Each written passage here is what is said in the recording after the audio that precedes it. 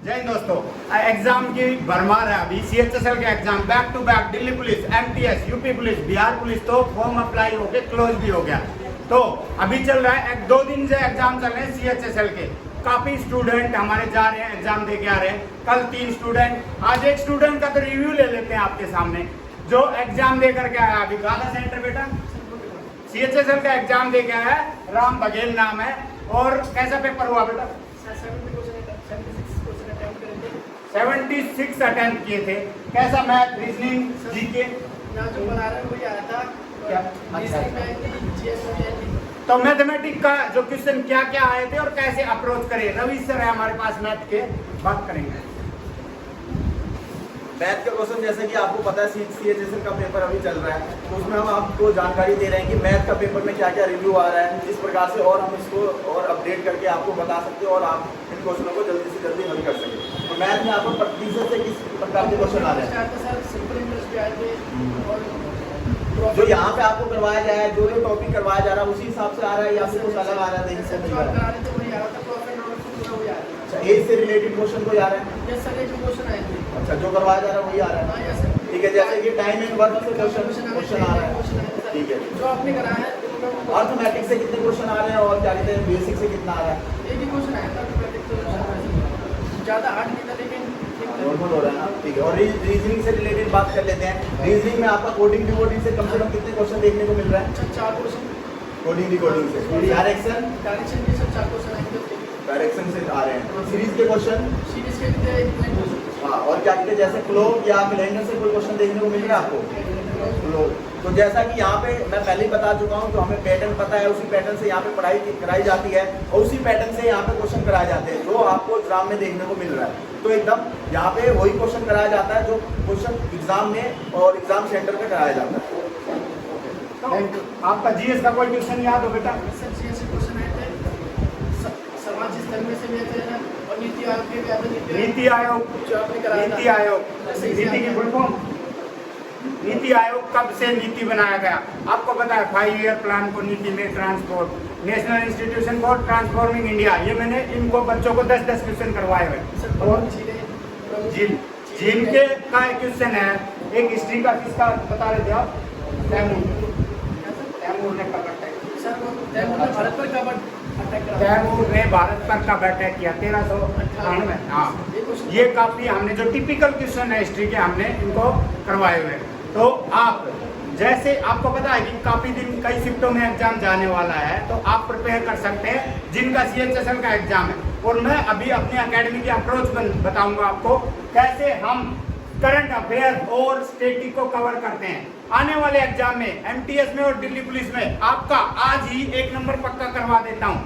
तो देखिए, अगला जो आप 2-4 मिनट इस वीडियो में बने रहिए, आपको स्टैटिक एंड करंट अफेयर कैसे हम अप्रोच करते हैं, और आप हमारे YouTube से भी मटेरियल ले सकते हैं और आप फिजिकली भी हमारी एकेडमी को ज्वाइन कर सकते हैं, जीनियस कैरियर एकेडमी नांगलोई में। तो मैं आपको बताऊंगा कैसे 1-1 नंबर हम अपने स्टूडेंटों का पक्का करते हैं। तो आज मैं इस क्लास में पढ़ाऊंगा स्टैटिक और CA हम कैसे कवर करते हैं। दोस्तों, 2000 जो एग्जाम और बहुत बेहतरीन तैयारी के साथ हम है, आने वाले एग्जाम है दिल्ली पुलिस कांस्टेबल, जो 7547 वैकेंसी आपको पता है, और साथ में जिनकी हाइट नहीं है, निराश ना हो, MTS की भी वैकेंसी आ रही है लगभग 1000 के आसपास।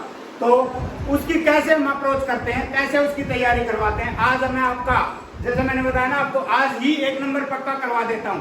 आपको पता है रिवर्स का जो स्टैटिक वाला पार्ट है, इसमें आपके 28 से 30 क्वेश्चन आने वाले, 10 नंबर का कंप्यूटर, 10 नंबर, 11 नंबर की करंट अफेयर।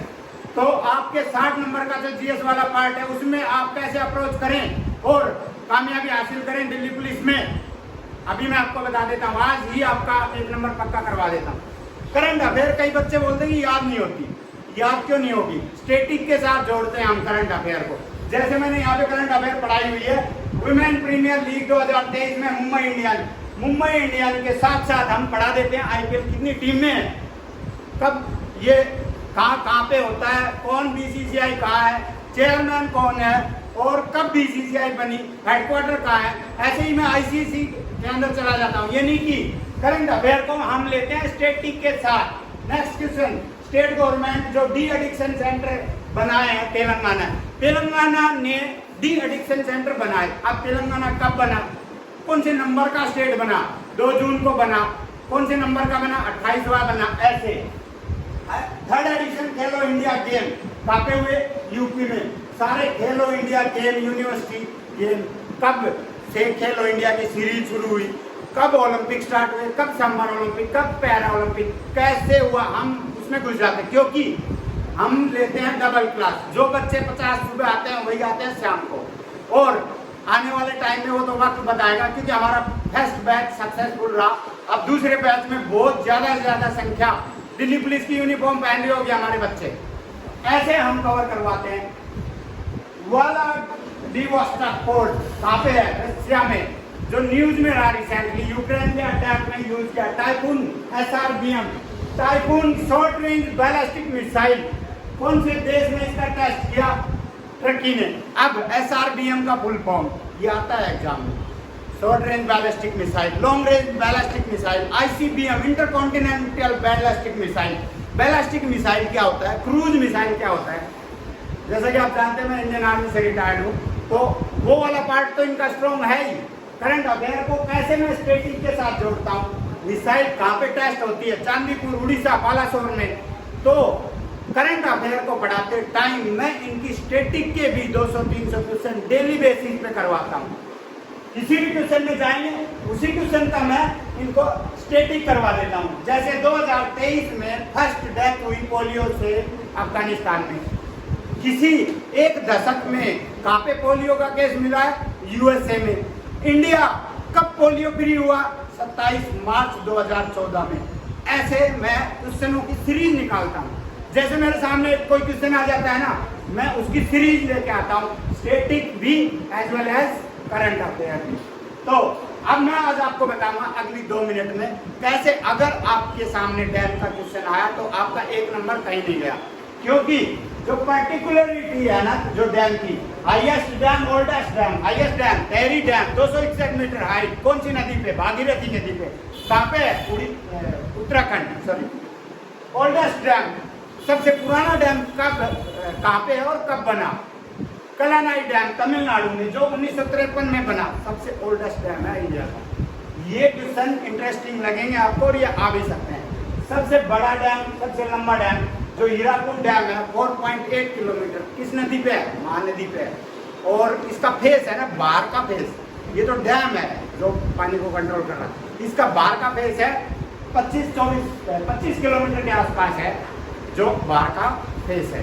यानी कि जो डैम का क्वेश्चन आएगा ना वो आपका छूटना नहीं चाहिए। आगे जो डैम है मैं आपको बता देता हूँ, ऊपर से चलते हैं, भागीरथी डैम है जो डोडा जिले के अंदर है, 150 किलोमीटर दूर है जम्मू से, JNK में भागीरथी में जो डैम है चिनाब नदी के ऊपर है।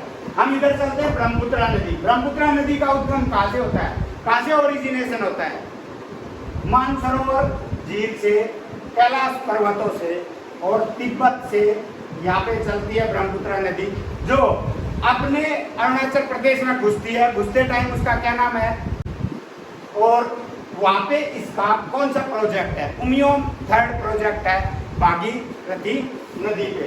और अगर मैं इससे नीचे बात करूं तो उत्तराखंड में एक नदी है भागीरथी नदी जो टेहरी डैम बनाती है। टेहरी डैम जो खासियत क्या है, सबसे ऊंचा डैम 261 मीटर हाइट। इधर लेफ्ट में चलते हैं, हरियाणा, पंजाब एंड हिमाचल प्रदेश के बॉर्डर पे भाखड़ा नंगल डैम जिसकी हाइट है 226 मीटर, जो तीनों स्टेट को बिजली देती है।